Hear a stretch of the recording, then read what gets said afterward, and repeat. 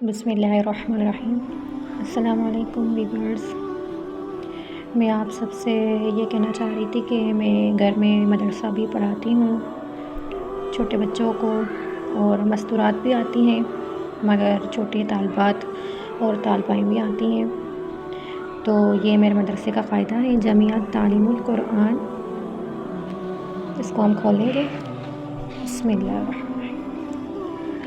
یہ ایمل میری بیٹی کا نام ہے، اور میں نے چینل بھی جو ہے اپنی بیٹی کے نام سے ہی شروع کیا ہے۔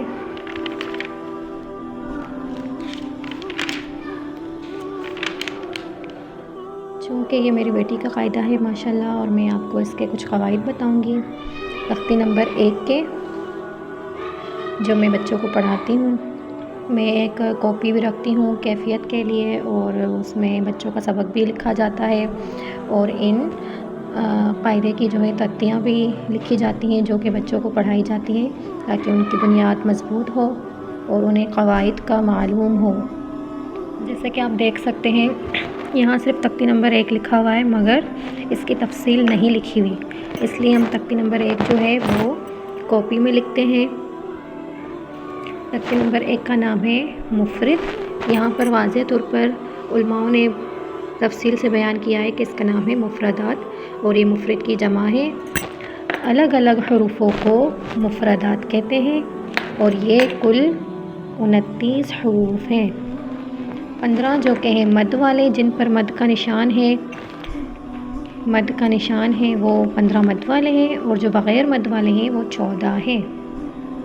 اس طرح سے ہم بچوں کو سمجھاتے ہیں تاکہ ان کے دماغ میں یہ بات بیٹھ جائے کہ مد والے حروف کون سے ہیں، اور ان کی ادائیگی کیسے ہوگی، اور بغیر مد والے حروف کیسے ہیں اور ان کی ادائیگی کس طرح سے ہوگی۔ بغیر مد والے حروفوں کو 1 الف کی مقدار کھینچ کر پڑھیں گے، جو کہ 14 حروف ہیں وہ بغیر مد والے ہیں، ان کو 1 الف کی مقدار کھینچ کر پڑھتے ہیں۔ ہم بچوں کو یہ ذہن میں یاد کروا کے بٹھا دیتے ہیں تاکہ ان کو ان کی پہچان ہو۔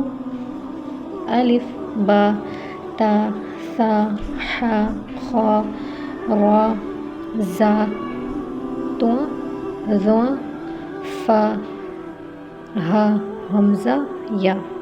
یہ بغیر مد والے حروف ہیں، اور ان کی مخارج بھی ہوتی ہے جو ہم تختی نمبر 1 میں پڑھاتے ہیں، کہ مخارج کا یہ ہوتا ہے کہ ہم یہ لفظ جو ہے وہ کہاں کہاں سے ادا کر رہے ہوتے ہیں۔ جیسے کہ مد والے حروفوں کو 5 الف کی مقدار کھینچ کر پڑھتے ہیں، تو اسے اس طرح پڑھا جاتا ہے: جیم، دال، ذال، سین، شین، صاد، ضاد، عین، غین، قاف، کاف، لام، میم، نون، واو۔ ان کی ادائیگی اس طرح ہوگی کیونکہ یہ مد والے حروف ہیں۔ یہ مخارج حروف کا بیان ہے، ان کے مخارج کاپی میں لکھے جاتے ہیں اور قاعدے کے پیچھے بھی لکھے ہوئے ہوتے ہیں، جیسے کہ حمزہ ہا حلق کے نیچے والے حصے سے، عین ہا حلق کے درمیان والے حصے سے، غین ہا حلق کے اوپر والے حصے سے۔ یہ جہاں سے ہم ادا کرتے ہیں وہ ہمیں محسوس بھی ہوتا ہے، اور ہمیں پتہ چلتا ہے کہ یہ کون سا حرف اور کہاں سے ادا ہو رہا ہے، تو انہیں مخارج کا بیان کہا جاتا ہے۔ اس لیے یہ مخارج کی ترتیب بھی ہم بچوں کو یاد کرواتے ہیں تاکہ انہیں معلوم ہو اور قرآن پاک سے اس کی صحیح ادائیگی کو ادا کر سکیں۔ نرمی کے حروف بھی اس قاعدے میں لکھے ہوئے ہوتے ہیں الگ، اور سختی کے حروف بھی، یہاں پر سیٹی حروف لکھا ہوا ہے، لیکن ہم سختی کے حروف پڑھاتے ہیں بچوں کو۔ ان کو نرم پڑھیں گے جو نرمی کے حروف ہیں، اور ان کو سخت پڑھیں گے۔ یہ جو ہے حروف حلقی ہیں، جو کہ حلق کے نیچے والے حصے سے اور درمیان والے حصے سے اور اوپر والے حصے سے ادا ہوتے ہیں۔ یہ وہ والے حروف ہیں جو حلق سے ادا ہوتے ہیں، حلق کے نیچے حصے سے حمزہ ہا، عین ہا حلق کے درمیان والے حصے سے، غین ہا حلق کے اوپر والے حصے سے۔ اور موٹے حروف بھی ہیں۔ موٹے حروف کا یہاں پر اس لیے الگ الگ لکھا ہوا ہے تاکہ بچوں کو ہر حروف کی پہچان ہو کہ کس حروف کی کس طرح مطلب ادائیگی ہوگی اور لفظی بیانیہ ہوگا۔ خا، صاد، ضاد، غین، طا، قاف، ظا۔ ہونٹوں کو گول نہیں کرنا موٹے حروف کی ادائیگی میں، اور نہ ہی حرکت کرنا ہے۔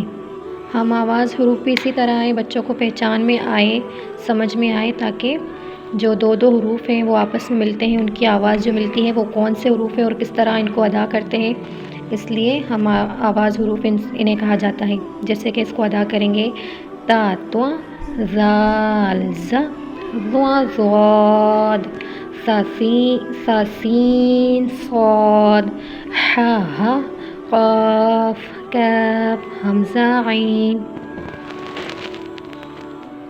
یہ تھا تختی نمبر 1 جو میں نے آپ کو بتایا، یہ میں اپنے بچوں کو پڑھاتی ہوں اور یہ ان کی کاپی ہے۔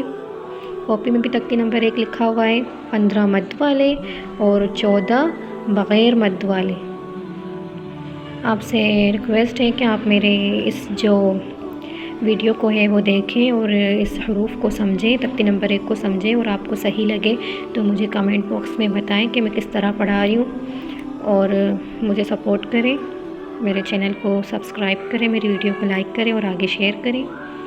جزاک اللہ۔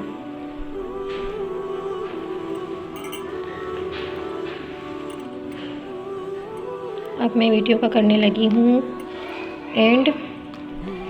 آپ بھی دعا کریں کہ اللہ میرے اس پڑھانے میں برکت عطا کرے، اور میرے گھر میں بھی برکت عطا کرے، میرے شوہر کی روزی میں بھی برکت عطا کرے، رزق میں، اور میرے بچوں کو دینی تعلیم عطا کرے اور ہماری رہنمائی عطا فرمائے۔